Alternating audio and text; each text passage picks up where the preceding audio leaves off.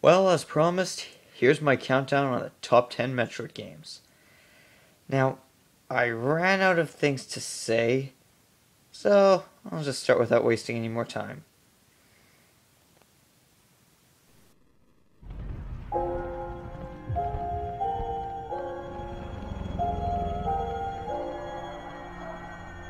My past is not a memory. It's a force at my back.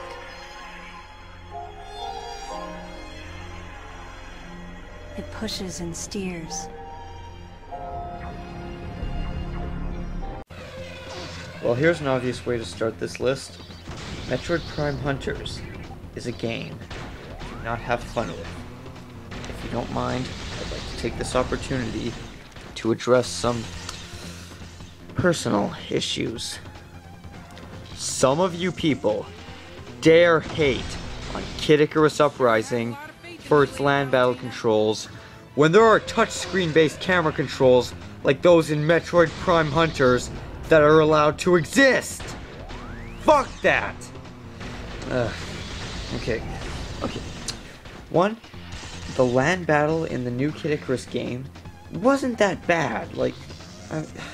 And two, even if they were, here's an easy way to fix it. Erdrick the Chocobro presents How to Fix the Land Battle Controls in Kid Icarus Uprising. Step 1. Take the Circle Pad Pro. Step 2. Plug it in. Step 3. Stop hating on this good and awesome game! Okay, back to Prime Hunters. This game is way too short, and it has mazes that are about as memorable as Raiders of the Lost Ark for Atari 2600. The multiplayer is okay, but just get Halo! Like, seriously, you cannot look at both these games and tell me that this looks better than this.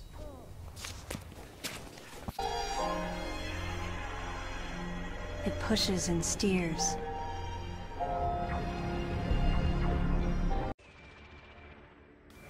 Now, Metroid Prime 2 is a game I do enjoy, but I sometimes get pissed off at it. For one thing, it's notoriously tough.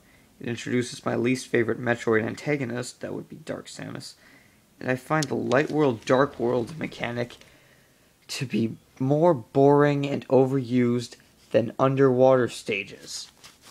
However, despite its flaws, it's still a fun game, and I would recommend picking it up if you have the chance. However, I just can't justify placing it over any other games on this list. I'm sorry. It pushes and steers. Well, here it is. Metroid Other M. Okay, I already made a crappy review about this, so I kind of want to keep this one short. The story sucks and taints many Metroid memories. The exploration is non-existent, and you're told where to go from the very beginning.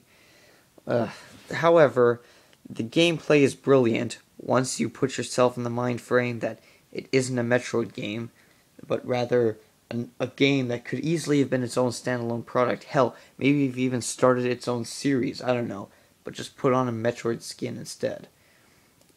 It's one of those games, you know, you just wonder, why the hell is this part of this series? It could have easily been its own thing, like Sonic and the Black Knight. Not the best example, but you get where I'm going. It pushes and steers. And here we have the game that started it all. Hey, I'm sorry, but as fun as Metroid is, it's so incredibly primitive, especially compared to its remake Zero Mission. And one thing I cannot stand is this game's interpretation of Ridley. Look at him! He looks like Barney's cousin with every legal retardation known to man. Like, come on! Imagine if at the end of Bayonetta, Jubileus turned out to be like, God, I don't know, a red cherub. Or maybe I just like Ridley too much. Maybe it's my fault. But come on, like, all that build-up for this? Anyways, moving on.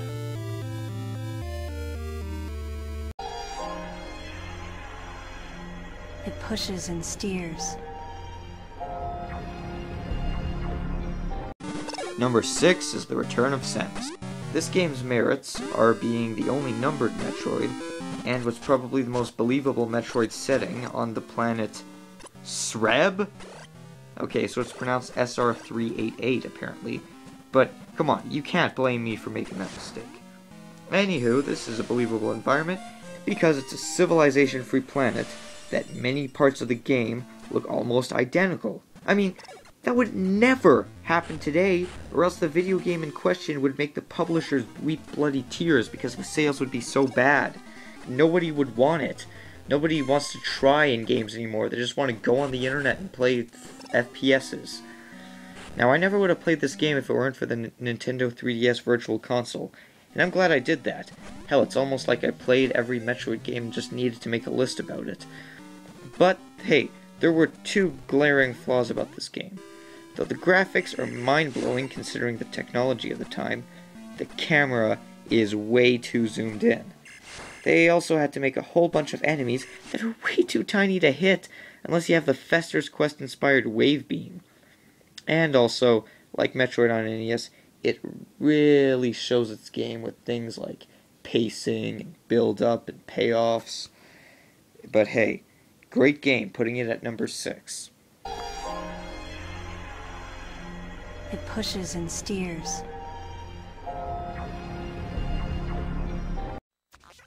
The original Metroid Prime is definite proof that a series experimenting with stuff while staying at its roots is a mark of a masterpiece made by masters of mastery for mankind to make their own mark of magnificent game memories on.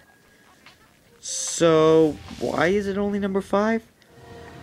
Well, this next game improves on this one a lot, making it seem boring, lame, and kind of juvenile by comparison.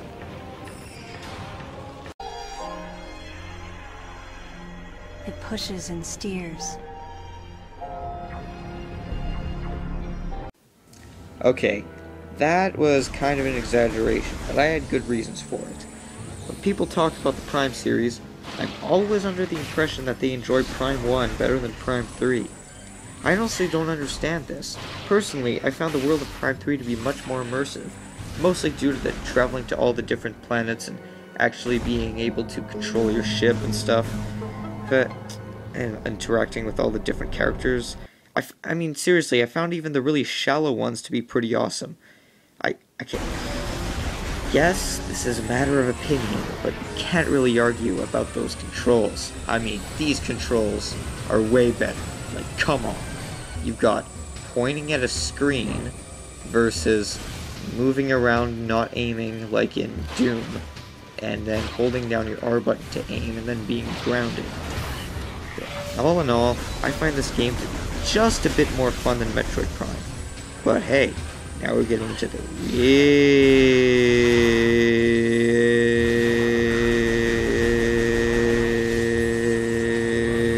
really fun ones, aren't we?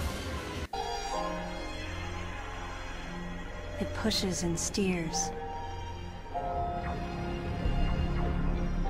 And here we have another reason why Metroid for NES, NES, Nintendo, Entertainment System, Famicom, yeah, that one.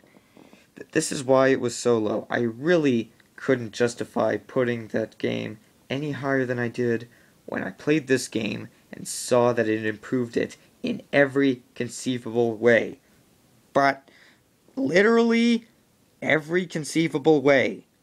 But, every fucking way. Honestly, I challenge anyone who liked the first one better than this to prove me wrong.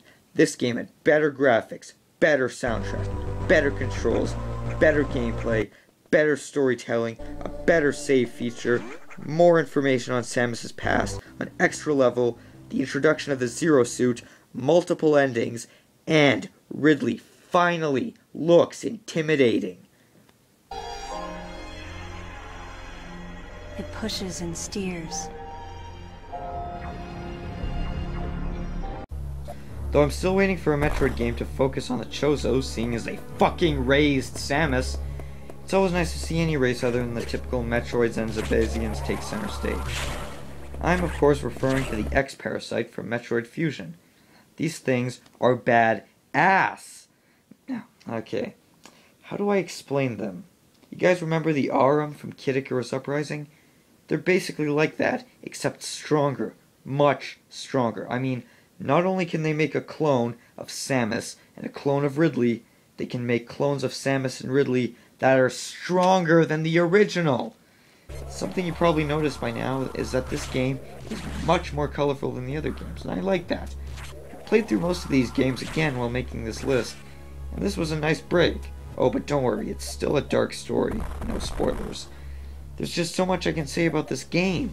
There's better levels, despite being somewhat linear, better bosses, and a better experience than any other game in the series.